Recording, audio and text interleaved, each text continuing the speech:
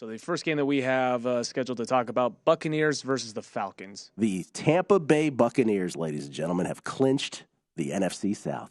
Yet another win in a game they probably shouldn't have won. What a season. They beat the Panthers 30-24, crushing those of us who had the Panthers plus the points yesterday.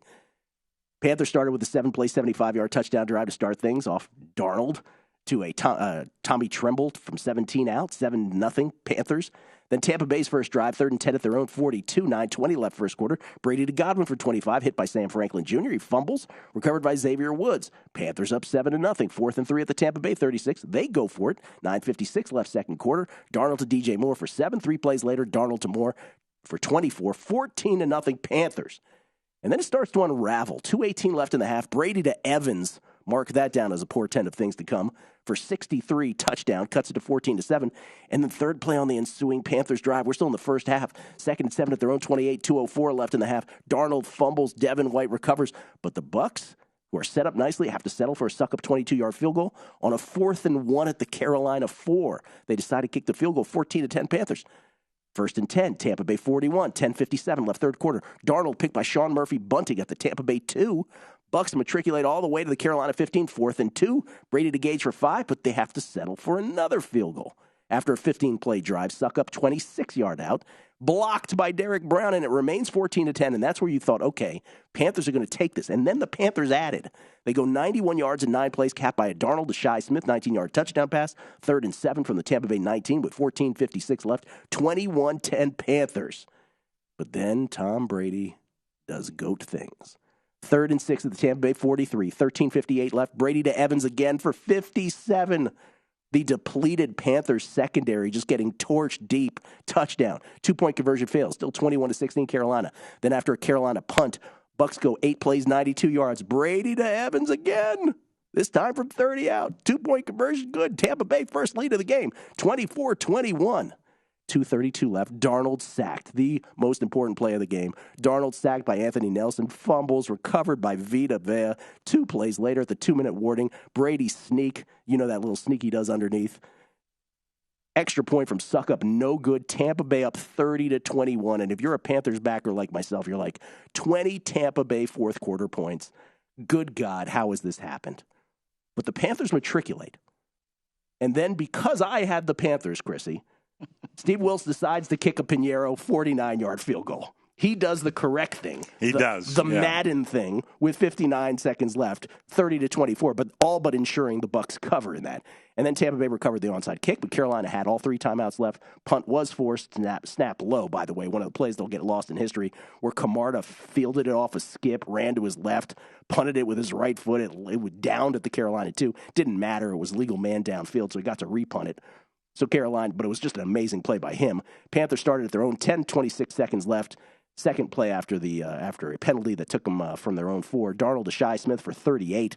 Spike, false start later from their own 37. A pitchy woo that got interesting but ultimately failed. Ball game. Carolina eliminated. Tampa Bay clinches the NFC South. Tom Brady, 34 of 45 for 432. 3 touchdowns, no picks. He was sacked 3 times. Scored a touchdown on the ground. His first career game. Tom Brady's first career game with 400-plus passing yards, 3 touchdown passes, and 1 rushing touchdown. You believe that? Evans, 10 for 207, 3 touchdowns. They were +2 in turnovers. The big one, that last Darnold fumble that quickly led to Tampa Bay going up 2 scores late, 30-21. That was the key score of the game. They're playing Atlanta. Atlanta, nothing to say about that game. Young Hae Koo hit a 21-yard field goal with no time left to win it for Atlanta, 20-19 against the Cardinals.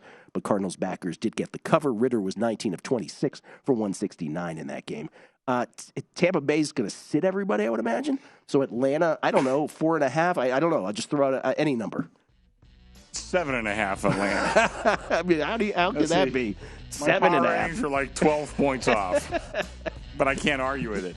I don't know. Week 18 guessing lines is stupid. Yeah. But I do want to point something out about Tampa Bay. Or if you remember, I think it was preseason. We're going to run out of time. Let me hit it when I get back. Let's get back. Tampa Bay going to the playoffs. Going to have a home playoff game, probably against Dallas, but we'll see. Coming back, numbers game, VSiN, the Sports Betting Network.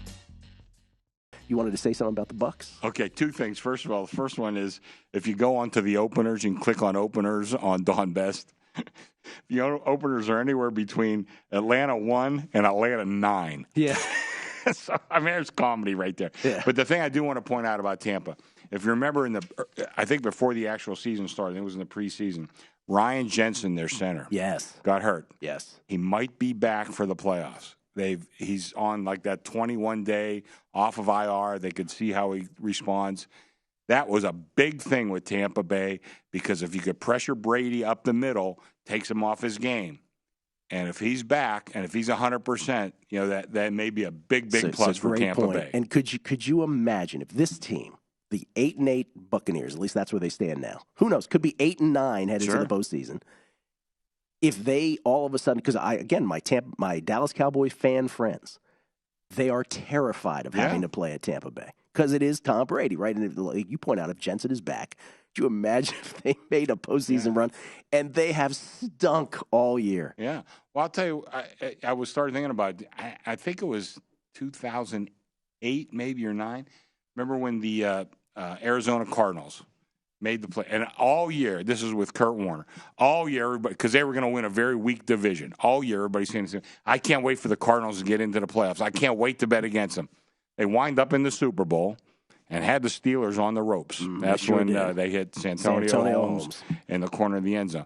So, I'm just telling you, I've talked about it before. You look at that bell-shaped curve, the tails are a lot thicker than you think, which Ryan Jensen coming back, if he's 100%, that can make a big difference.